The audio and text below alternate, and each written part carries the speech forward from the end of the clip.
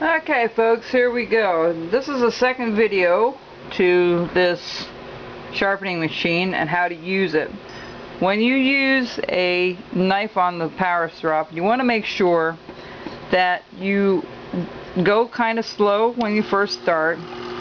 Get it positioned. Always lean your finger or somehow stabilize yourself on the machine. Don't do it freehand because it can kick it out of your hands. You have more control over it this way. And what I normally do is I kick it on like this, okay? And I'll do one side and then I'll do the other side. Now you can kick it down again and then get it positioned, and then when you have it in the right position you can go a little faster, and that's it. And that's how I sharpen the knives. Now, then I can take it on a buffing wheel. Now, when you take it on the buffing wheel, you want to be careful. It's the same thing. You want to stabilize yourself, turn it down, put it on your wheel, and then bring it up nice and fast for a couple of minutes. There we go. And the same thing here. Once you have it positioned, you can, against the machine, you can kind of, okay, and that's how it should be done. And then you should be able to do some cutting with it, which it does a great job.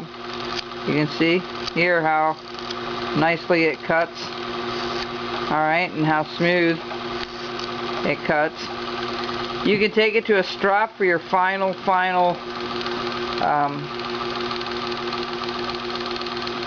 sharpening before you use it. That just puts an extra little edge on it, which turns out really nice. So that's how you sharpen these tools on the machine. Now, when doing the dockyards can be kind of difficult and such as this. We have the V tool, which most people don't know how to sharpen these up or how to keep them honed up. If you have a regular strop, okay, you don't have the machine, you can do it on here. What you would do is just lay the one side flat and do it a couple of times, lay the other side, and then I do the edge right on the edge of the inside right on the corner of the strop. Well, if I use the machine, there's two ways you can use it. And the only caution, I do everything on the buffing wheel. I find it much easier. You don't have to hassle with anything. You just hit it a couple of times and it's ready to go.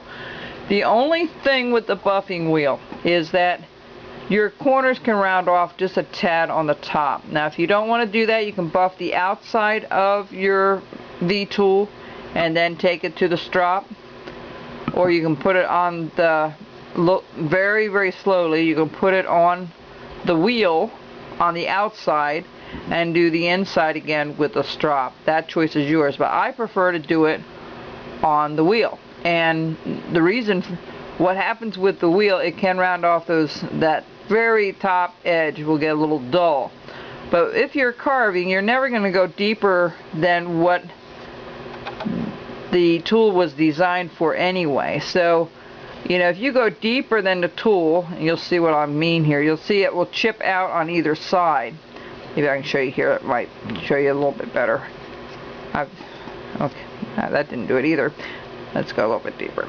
Okay, if you go deeper than the tool, you can see that it's starting to chip out right there. It was starting to chip out on either side.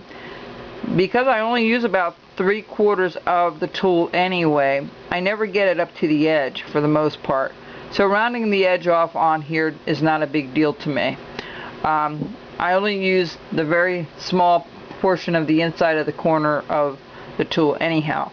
So that's not a problem. But how I use this is, you want to make sure that when you use the buffing wheel for the dockyards, that you hold it flat. You don't hold it against the sharp edge of the blade like this, but hold it pretty well flat with the blade. I mean flat with the buffing wheel. So when you start, you want this going up at pretty good speed. What you want to do is hit the outside first. Okay, that's all you got to do, and then you go a little faster and just hit it 1, 2, 3, and that's all it should take for you to sharpen that tool up for it to work. And you can do all your tools on the buffing wheel. The rounded ones are really nice to do this way because it gets right in there. Again, you're going to round off a little bit on your edge, but if you hold it super flat, it shouldn't be a real big deal for the most part. But again, if you choose to do it with one of these, you can do the rounded part with the because this gives a little bit, you can do it with the corner of your stropping wheel, and then when you do the whole section, you've got to kind of turn your blade as you're pulling it down. You know, just twist it a little bit as you're going down.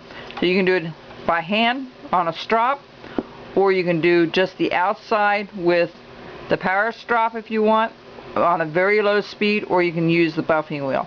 Again, you're not going to go deeper than what it's intended for. So for me, I think it's been a wonderful, wonderful way to keep these things sharp is this little machine. They do come out with, Dockyard does have a block of wood that has all the different sizes for each one of the blades or each one of the tools that they sell, that you can put a little bit of compound and use that. It costs $25 for that. If you want one of those, you can get one of those, but I prefer this. I tried the other. I didn't find a whole lot of success. This was so much quicker and instantaneous. The results were very quick. I didn't have to worry about the goop that they use. I found the goop never dried. I was getting it on everything, and I was very honest with the guy that tried to promote this to me that I wasn't really happy with it. But everybody chooses to do it differently. I have one student that is going to go to this, that had bought the set and is now buying the machine and is trying to get the parts and stuff to revamp his own. And he, what I'm telling you is this part is so valuable to me for the dockyards, and I always wanted something kind of small and compact to use. This is nice. You can take it with you if you travel, or if you're in an RV, or if you're one of these older people that decide you go to Florida every year, you travel a lot. This is nice. You can take it along. It doesn't take a lot of room. You can take your little wheels along with you, and it's just very, very versatile. And you can add wheels. You can have 3 or 4 of these made ahead of time and re-glued and put different compounds on them. It's endless the amount of things you could do with it. So this is my idea. I just want to share it with you if you decide to make, and I'm calling it the Carverswoodshop Sharpening System.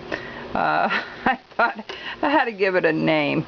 So that's the name I have. Now, if I decide to sell these wheels, and I can figure out a price between the guy that makes them and stuff, if you're interested in it, I can put you on a waiting list if you want one. Some of the wheels you have to kind of adjust it a little bit. If you can't find the machine, or you don't have a Harbor Freight near you, then you'll have to order it online. Make sure it's the variable speed.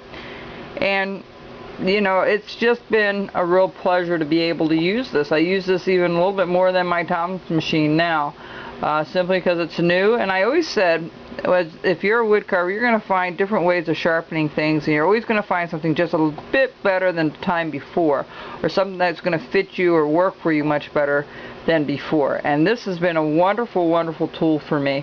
I've only had this for a few days. I'm hoping that the glue and everything will hold up well. So far it's been very good.